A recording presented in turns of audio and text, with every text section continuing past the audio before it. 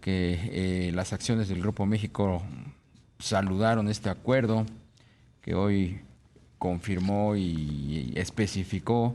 Confirmó primero el presidente en su mañanera, que fue en el estado de Tamaulipas, y luego se dio la palabra a quien lo negoció, que fue el secretario de Gobernación, Adán Augusto López.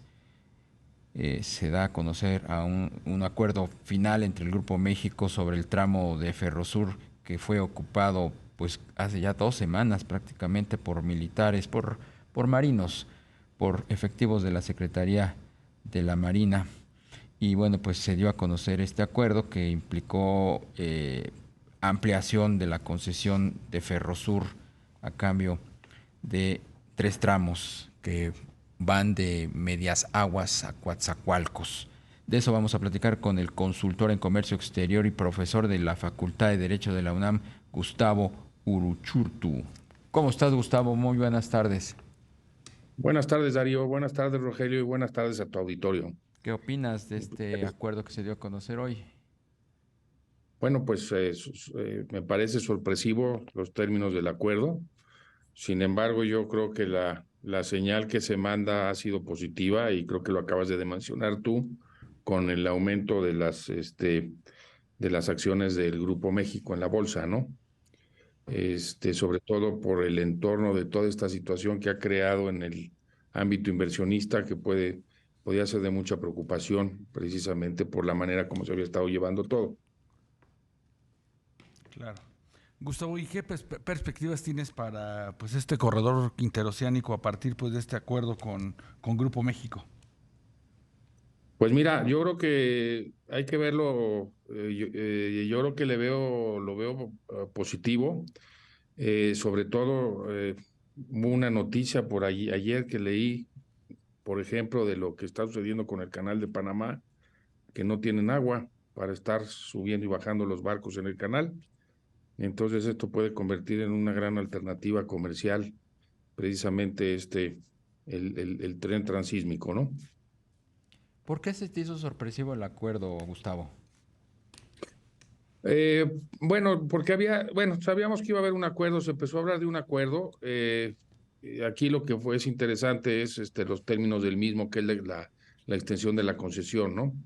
Se había hablado ahí por una cantidad de alrededor de, bueno, la cantidad que se manejaba y había, parece que en disputa unos $2,000 millones que andaban ahí viendo cómo se acomodaban y y todavía pues no se sabía cómo iba a quedar todo esto, ¿no? Claro, Gustavo, se pensaría entonces que es un acuerdo ganar-ganar en función de que no se afectaron las finanzas públicas y por otro lado Grupo México obtendrá una extensión de sus concesiones. Yo creo que sí, yo creo que sí, yo creo que al final de cuentas, yo creo que el acuerdo fue positivo. ¿Qué señal manda el gobierno del presidente López Obrador hacia cualquier tipo de concesionario de servicios o eh, de activos que son propiedad del Estado?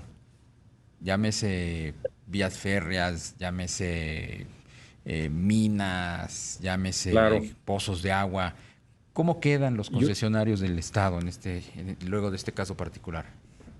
yo creo que tendríamos aquí dos puntos encontrados, ¿no? Yo creo que primero el método o la manera como se hizo, yo creo que manda una señal muy preocupante pues hacia los inversionistas, ¿no? Porque en cualquier momento pueden poner en riesgo alguna inversión que pudieran tener en alguno de los países, sobre todo cuando se hablaba de que no era una expropiación, sino era una ocupación temporal, pero sobre todo hay que ver que en términos de inversiones, pues están lo que es la expropiación directa y las medidas equiparables a la expropiación. Entonces, estos son medidas que al final del camino tienen el efecto igual al de una expropiación. Entonces, yo creo que la cuestión de la forma como se hizo sí manda una señal que puede poner o preocupar a los inversionistas y pensar en la manera cuando van a invertir en México. Ya cuando se resuelve de esta manera, yo creo que el, al menos se da un resultado que podemos ir, manda una señal favorable. Hay que tomar en cuenta que la cuestión de, inclusive la legislación que está en la materia y la legislación internacional en la materia, no se trata de que se prohíba la expropiación, porque al final de cuentas pues pueda estar la cuestión de la utilidad pública, la necesidad del Estado. Pero sin embargo se deben de cumplir con ciertos aspectos y ciertos requisitos internacionales para que esta se dé. Y sobre todo aquí, si lo que queremos es atraer inversión extranjera a nuestro país, pues sí tenemos que tener mucho cuidado en no mandar señales equivocadas, ¿no? Por supuesto. Gustavo, parecería que el tema de la vía férrea ya ha quedado salvado con este acuerdo, pero ¿qué sería necesario para detonar la inversión en este corredor interoceánico? Pues yo creo que precisamente yo creo que hay que atraer la inversión extranjera y desarrollar toda esa ruta y también tanto de un lado como del otro, ¿no? Sobre todo podemos pensar sobre todo en la cuestión de carga y tomando en consideración pues lo que está sucediendo. Les digo, esta nota me llama mucho la atención sobre el canal de Panamá, lo que nos hace tener un atractivo más a la zona, pero bueno, pues habrá que invertir todo lo que se necesite para poder hacer rentable y poder hacer que sea un beneficio exponencial el tener esta ruta férrea. Gustavo, cambio radicalmente el tema, aprovechando tu experiencia, tu especialidad como consultor en temas de comercio exterior. Se hizo pública hace unas horas una nueva carta de unos 60 congresistas que le dirigen a la embajadora o representante comercial de los Estados Unidos, Catherine Tai, pues que ya inicie un panel en materia o relacionada con el maíz transgénico al gobierno de los Estados Unidos. ¿Tu opinión sobre eso? Bueno, pues ese es un tema yo creo que muy como álgido. Yo creo que sí hay las presiones, no se ve que vaya a haber alguna, al menos hasta ahorita, si hay esta presión por parte de los congresistas en Estados Unidos es porque no están viendo que puede haber un arreglo en consultas entre los dos países y pues la preocupación por los efectos que tiene en el sector en Estados Unidos, que son muy altos, pues están creando la presión ya para que el gobierno americano inicie un procedimiento de un panel ante el TEMEC, ¿sí? Esto teniendo en cuenta que tenemos ahí en suspenso también el panel de energía eléctrica. Entonces son precisamente los irritantes que tenemos ahorita importantes, ¿no? Y yo creo que ya en cuanto a los tiempos, pues ya están viendo que no hay un avance. También hay que tomar en cuenta que viene el tiempo electoral en Estados Unidos y entonces también todo este tipo de cosas empiezan a jugar un papel dentro de este proceso. Claro. Gustavo, ¿y cómo tendría que plantear las cosas México a partir de lo que tú nos comentas? El hecho de que pues viene un año electoral y el tema de las controversias en el TEMEC pues siguen en el aire.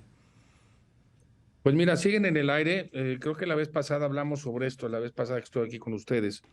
Y esta cuestión de las consultas, a veces se puede llegar a un arreglo, inclusive a nivel multilateral en el marco de la OMC, muchas controversias se han desactivado en esta etapa de consultas.